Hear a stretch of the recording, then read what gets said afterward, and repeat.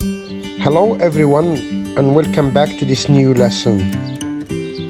Today's lesson is about discourse markers. I'm going to concentrate on addition, how to express addition.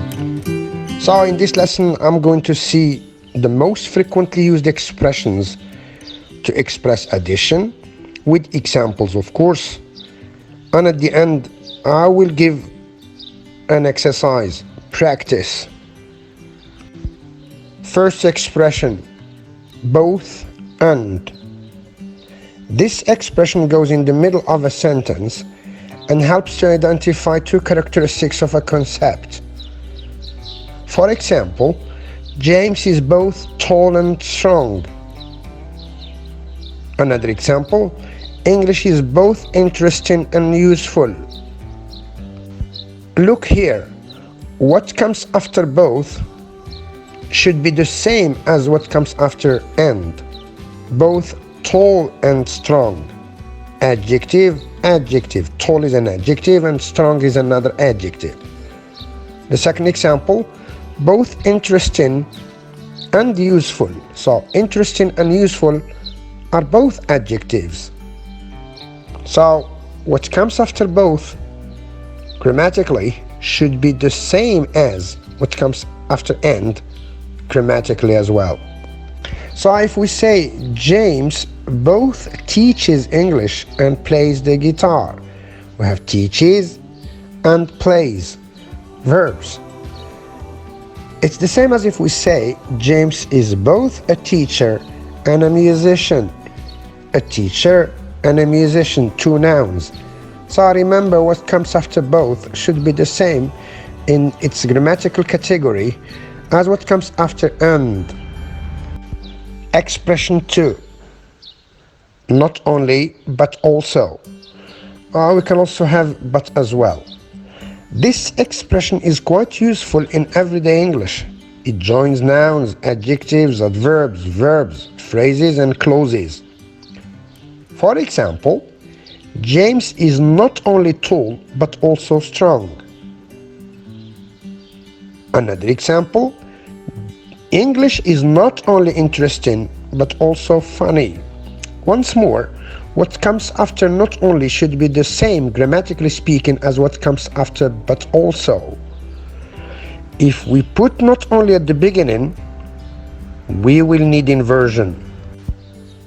And therefore the first example can go like this. Not only is James tall, but he is also strong. But he's strong as well. As I told you, we can also have as well at the end. As well is very easy because it is always put at the end. Expression 3. In addition or in addition to.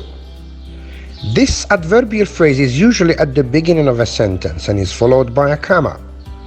For example, in addition, comma, he is quite intelligent. He is James. Of course, we already said something about James before. Like this, James is an active boy. In addition, he is quite intelligent. Another example. In addition, English is very useful. Or it is very useful. Of course, we once more said something about English before. Like here, English is an international language, full stop. In addition, comma, it is very useful. Now here, if we just use in addition, and then we put the comma. However, if we use in addition to with that preposition to, we call it a prepositional phrase. Consequently, it is followed by a verb. It must be in the ing form, the gerund, and sometimes a noun. Look at the examples. In addition to being tall, comma, James is quite intelligent. Another example, in addition to studying hard, you have to be lucky. So when we have that too, of course, the best way is to follow it by gerund form.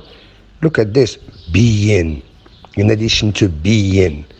And look at the second example, studying. Studying, a gerund form. Expression 4. Here we have also, too, and as well. These three adverbs have the same meaning, but their position is different in the sentence. Also goes before the main verb of a sentence, but after the verb to be. When we have to be, it's after it. Look at these two examples.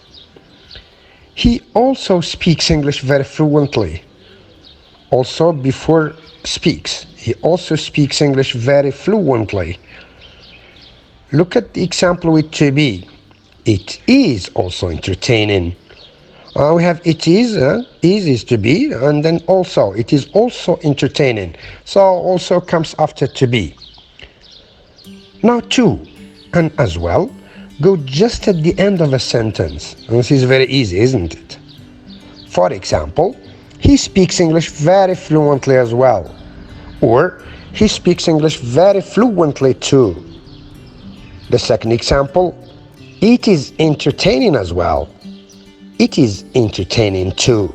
So I remember as well and too are very easy because you put them at the end of a sentence. Expression 5. As well as. This adverbial phrase is quite useful and much used in everyday English. It is often placed in the middle of a sentence. For example, James is tall as well as strong. Tall as well as strong. Look at this parallelism. Adjective, adjective. Something for this example. English is interesting as well as funny. We join interesting and funny. Two things about English. However, it can also be found at the beginning of a sentence and followed by a verb in the ing form, like in addition to. For example, as well as being very useful, English is quite interesting. So we start as well as plus gerund, being very useful. Then we give the subject what we're talking about. English is quite interesting. For James we can say, as well as being tall, James is strong. Expression number 6. Besides. Now, besides can be both a preposition or an adverb. One, as a preposition, it means in addition to. Now, it precedes a noun, pronoun, gerund form, and it usually takes the first position in a sentence. For example, besides being tall and strong, James is quite intelligent. Here, besides is a preposition. As an adverb, it means in addition, without to. Just in addition. It usually precedes the sentence, it introduces and is usually followed by a comma, just like in addition.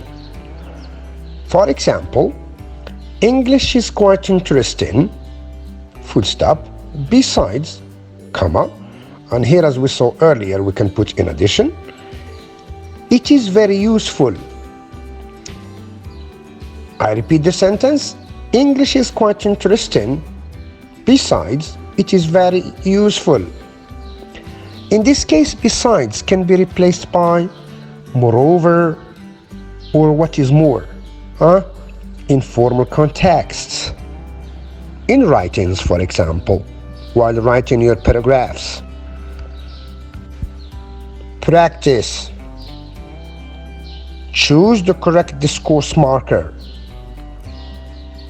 Now in this exercise, each time you have two possibilities, two choices, but only one is correct.